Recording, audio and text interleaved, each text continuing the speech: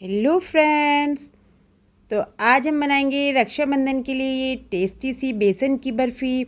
इस बर्फ़ी को आज हम 1 चम्मच घी से बनाकर तैयार करेंगे और ये बर्फ़ी बहुत ही सॉफ्ट और टेस्टी बनकर तैयार होगी।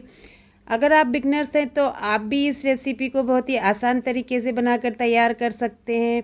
बेसन की ये बर्फ़ी बहुत ही जल्दी बनकर तैयार हो जाती है और साथ ही खाने में टेस्टी भी है।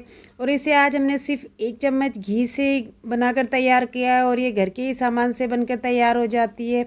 बहुत ही सॉफ्ट और टेस्टी बनकर तैयार होने वाली इस बर्फ़ी को बनाने के लिए यहाँ पर हम सबसे पहले एक बाउल ले लेंगे और इसमें डालेंगे हम 1 कप बेसन। तो यहाँ पर आप मेज़रमेंट के लिए कप या कटोरी को सेट कर लें। तो मैंने एक कटोरी से 1 कटोरी यहाँ पर बेसन लिया है। यहाँ पर मैंने नॉर्मल वाला बेसन लिया है जिसे हम रोज़ घर पर इस्तेमाल करते हैं। यहाँ मोटा बेसन का इस्तेमाल मैंने नहीं किया है। आप चाहें तो मोटा बेसन भी ले सकते हैं, लेकिन ये बर्फ़ी बिना मोटे बेसन के भी बहुत ही बढ़िया बनकर और दानेदार बनकर तैयार होगी। तो अब यहाँ पर हम आधी कटोरी मलाई ले लेंगे। तो जिस कटोरी से मैंने बेसन लिया था उसी कटोरी से हमें मलाई लेनी है। तो मैंने उस कटोरी से आधी कटोरी मलाई ली है और इसे हम बेसन में अच्छे से मिला देंगे। इसे हमें अच्छे से मिलाना है और एक सॉफ्ट सा डो बना लेना है। तो 1 कप बेसन के लिए यहाँ पर आधी कटोरी मलाई पर्याप्त होगी और हमें बस इसको अच्छे से मिलाकर एक सॉफ्ट सा डो बनाना है। तो मैंने इसको अच्छे से मिला लिया और एक सॉफ्ट सा डो बनकर तैयार हो गया है। अब इसे हम 10 से 15 मिनट के लिए रेस्ट करने के लिए छोड़ देंगे ताकि जो हमारा बेसन है वो थोड़ा सा फूल जाए। तो मैंने यहाँ पर इसे 10 मिनट के लिए छोड़ दिया था और 10 मिनट हो गए हैं। तो अब हम थोड़ा सा बेसन को अच्छे से हाथों से मसल लेते हैं जिससे कि थोड़ा सॉफ्ट सा हो जाए। अब इसे हम एक साइड रख लेंगे और तो यहाँ पर आप कोई भी थाली, प्लेट या कोई भी आपके पास केक टिन हो या चाहे तो बर्फ़ी ट्रे हो तो उसे ले लें और इसे थोड़ा सा घी लगाकर अच्छे से ग्रीस कर कर रख लेंगे ताकि जब हम बर्फ़ी जमाएं तो ये आसानी से जम जाए। अगर आप कोई स्टील का बर्तन लेते हैं तो उसे आप बटर पेपर भी ले लगा सकते हैं, लेकिन जो प्लास्टिक के बर्तन होते हैं उसमें बर्फ़ी आसानी से निकल जाती है। तो इसे हम एक साइड रख लेंगे। अब हम गैस पर एक कढ़ाई रखेंगे और इसमें डालेंगे हम 1 चम्मच घी। तो घी को हम मेल्ट कर लेंगे। ये जो बर्फ़ी है इसे आज हमने 1 चम्मच घी से बनाकर तैयार किया है और ये बेसन की बर्फ़ी बहुत ही बढ़िया बनकर तैयार होती है। जिनकी बर्फ़ी आसानी से जमती नहीं है वो लोग भी इस बर्फ़ी को बहुत ही आसान तरीके से बनाकर तैयार कर सकते हैं। घी मेल्ट हो गया है तो अब हमने जो बेसन का डो बनाकर रखा था उसे हम इस कढ़ाई में ऐसे ही रख देंगे और चम्मच से थोड़ा दबाते हुए इसे तोड़ लेंगे। तो इसे हमें चम्मच से दबाते हुए अच्छे से भून लेना है।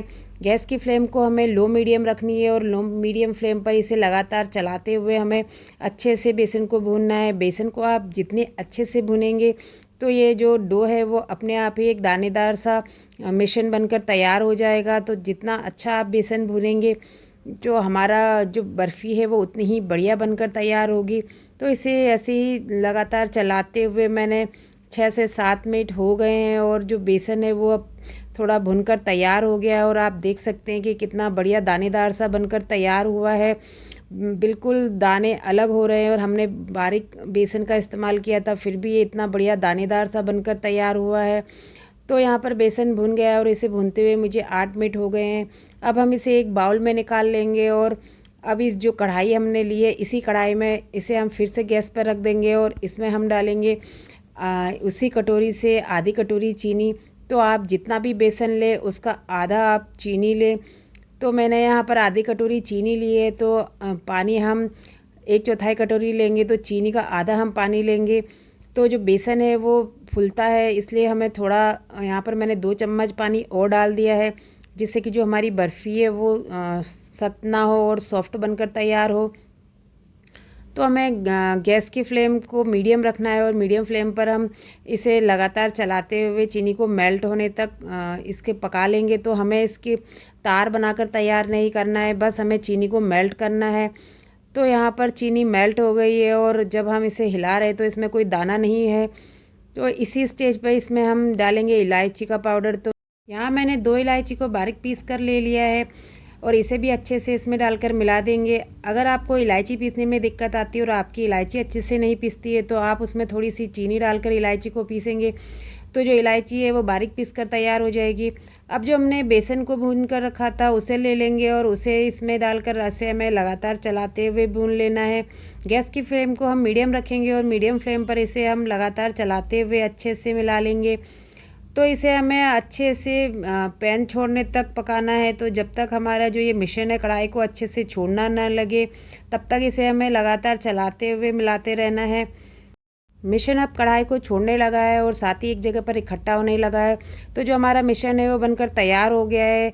तो इसे हम थोड़ा चेक कर लेते हैं कि ये अच्छे से बना या नहीं। इसके लिए हम थोड़ा सा मिश्रण एक बर्तन में निकाल लेंगे और इसे थोड़ा ठंडा कर लेंगे। उसके बाद इसे हम हाथों से इकट्ठा करेंगे। अगर मिश्रण हाथों से अच्छे से इकट्ठा होता है और टूटता नहीं तो हमारा जो ये मिश्रण है वो बनकर तैयार हो गया है।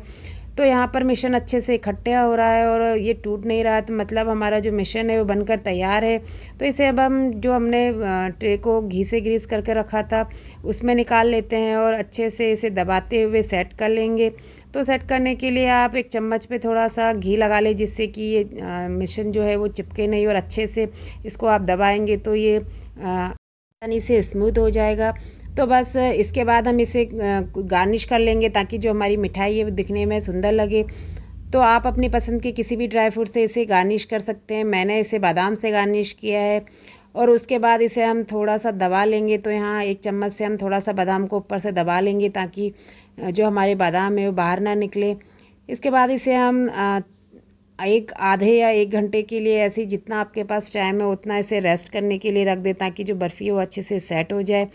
बर्फ़ी को 1 घंटा हो गया है और अब बर्फ़ी हमारी जो सेट हो गई है तो इसे हम निकाल लेते हैं। तो इसे आप बॉक्स को उल्टा करके थोड़ा पीछे से इसे थपथपाएंगे तो ये बहुत ही आसानी से निकल जाती है। और देखिए बर्फ़ी बिल्कुल टूटी नहीं है और बहुत ही आसानी से निकल कर बाहर आ गई है।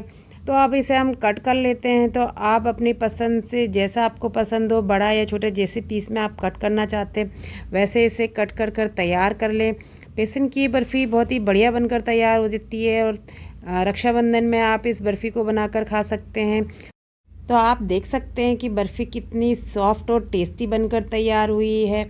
तो लीजिए तैयार हो गए हमारे घर के ही सामान से झटपट बनकर तैयार होने वाली ये टेस्टी सी बेसन की बर्फ़ी। तो फिर मिलते हैं एक नई रेसिपी के साथ, तब तक के लिए bye bye and take care.